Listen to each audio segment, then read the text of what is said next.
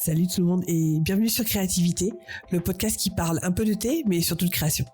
Je m'appelle Karel, dans la vie je suis dessinatrice, illustratrice, autrice de romans et je travaille depuis plus de 15 ans dans le cinéma d'animation. Mais vous me connaissez peut-être sous mon nom d'artiste ou de booktubeuse, Kodaleya. Sur Créativité, je vais vous parler de création dans l'écriture et le dessin, mes domaines de cœur. Ici, je vais aborder mes coups de boost, mais aussi mes coups de mou, mes retours d'expérience, mais mes aventures, mes peurs, mes angoisses, mes réflexions et mes expériences passées, actuelles et futures. Vous pouvez d'ores et déjà retrouver ce podcast sur Instagram, sur le compte créativité.podcast, donc créativité, T-H-E à la fin, et le tout sans accent. Mais ne vous inquiétez pas, tous les liens seront dans les notes de l'épisode. En attendant, prenez une bonne boisson chaude et bonne écoute. Hello tout le monde et bienvenue dans ce nouvel épisode. Alors j'espère que vous allez bien. Aujourd'hui on est samedi matin, il est 8h30. Et moi ça va, j'ai ma bouillotte sur les genoux, il fait 15 degrés dans le bureau mais c'est pas grave. J'ai fait mon thé, alors je me suis fait un petit thé à Sam pendant que mon chat est en train de se défoncer sur son arbre à chat. Alors je me suis fait un thé à Sam de la marque Taylor's. C'est pas forcément la marque que j'utilise d'habitude, mais en tout cas cette version-là est très très bonne. J'adore ce thé. Si vous n'avez pas eu l'occasion de le tester, allez-y.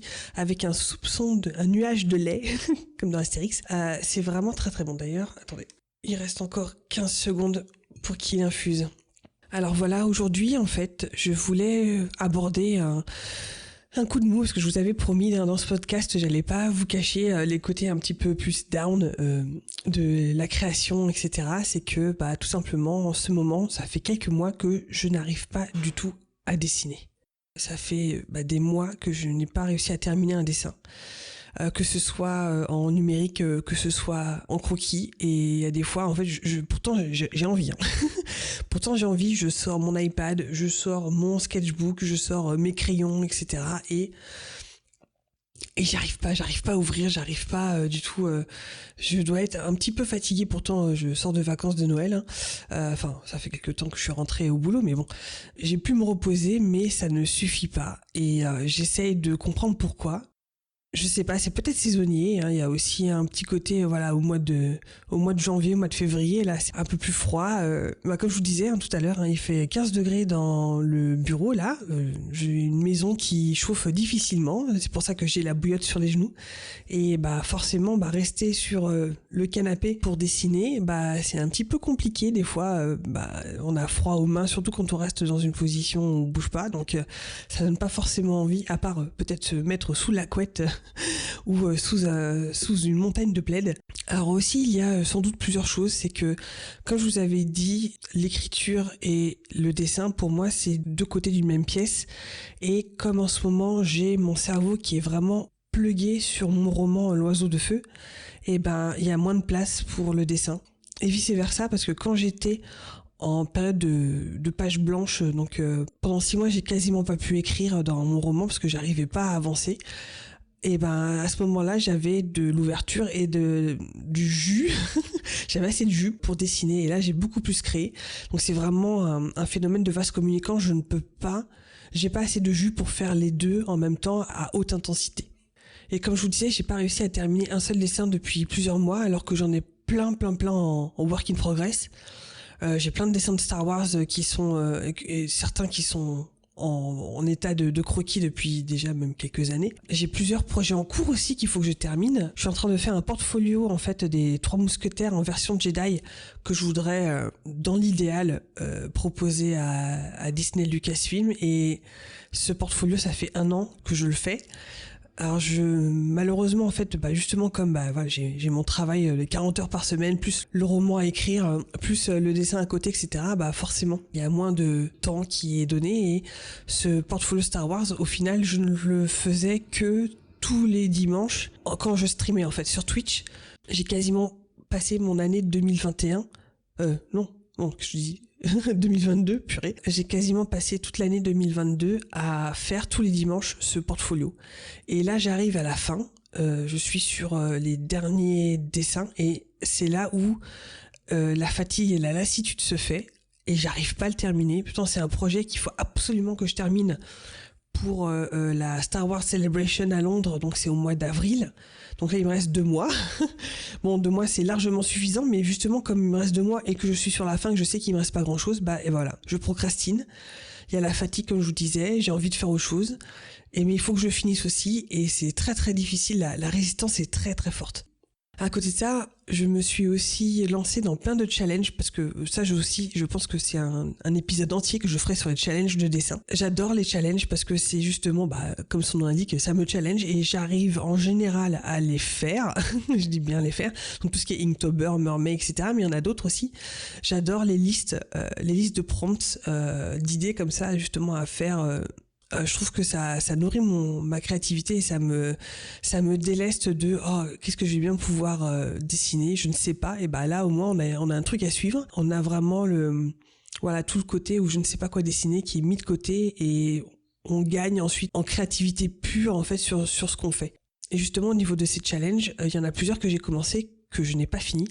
Il y en a un que j'ai commencé il y a super longtemps. C'est le Environment Drawing Challenge. Comme son nom l'indique, c'est de faire des environnements, des décors. Je crois qu'il y a une 20aine, peut-être moins, de prompts. J'ai commencé il y a très très longtemps. Je crois que j'en ai fait 3 sur les... je sais plus combien là. Entre 15 et 20, pas plus. C'est même pas un mois entier, hein, normalement. D'habitude, c'est un challenge sur un mois. Donc, il y a 30 ou 31 prompts. Mais celui-là, il y en a beaucoup moins. Je vais peut-être pas commencer à détailler tous les challenges en long et en large parce que je vais faire un épisode spécial dessus. Donc en gros, voilà, je vais essayer de synthétiser tout ça. Donc il y a des challenges dans lesquels je me suis lancée. Donc le Environment Drawing Challenge que j'ai laissé complètement de côté pour pouvoir me consacrer à d'autres projets. J'ai commencé il y a peu de temps le Mythical Pin-Ups, enfin les pin-ups mythiques, où en fait c'est une liste de créatures mythiques ou mythologiques à faire en pin-up.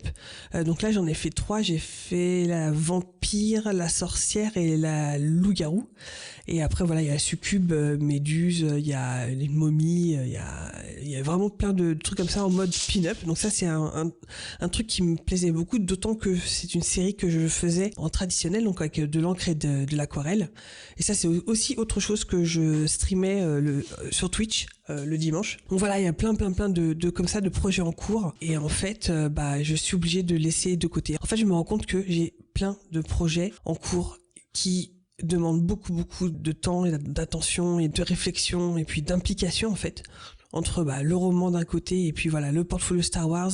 Il y a aussi, j'en ai même pas parlé, mais il y a ça aussi qu'il faut que je fasse. Voilà, je suis un petit peu pressée par des deadlines comme le portfolio Star Wars et aussi j'ai besoin de faire des goodies Star Wars parce que je vais participer à la convention de QC à la fin du mois d'avril. Et donc voilà, j'ai un petit pool, on va dire un P-O-O-L, pas une poule, un pool de jus de créativité. C'est un gâteau, il faut que je le partitionne en parts de gâteaux et je ne peux pas avoir 3 gâteaux si vous voulez pour 3 projets. Il y a un gâteau qu'il faut que je découpe en plusieurs morceaux. Et donc à force d'être tiraillée de tous les côtés, je suis drainée.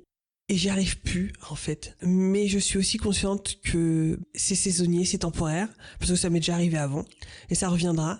Il faut juste que j'arrive à terminer les projets un à un pour pouvoir justement me délester de ces obligations.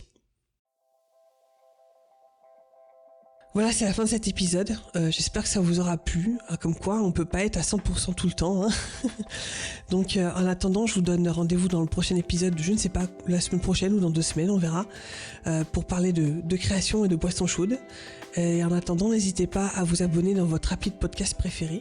Si vous voulez me retrouver, n'hésitez pas non plus à me rejoindre sur mon Patreon. Donc, patreon.com/Codaleia où je partage des dessins quand il y en a, mais aussi ces podcasts là qui sortiront en avant-première ainsi que des épisodes exclusifs. Et si vous avez apprécié ce podcast, n'hésitez pas à laisser un commentaire sur les réseaux ou 5 étoiles dans votre appli de podcast préféré. Et si vous avez envie d'engager une conversation, n'hésitez pas à me retrouver d'ores et déjà sur mes comptes personnels. Donc vous pouvez me trouver sur Instagram, Twitter ou Twitch le dimanche sous le nom de Codaleia, ou carrément sur le compte Instagram de ce podcast, créativité.podcast, créativité T-H-E à la fin. En attendant, je vous dis à la semaine prochaine, et d'ici là, créez avec passion. Bye bye.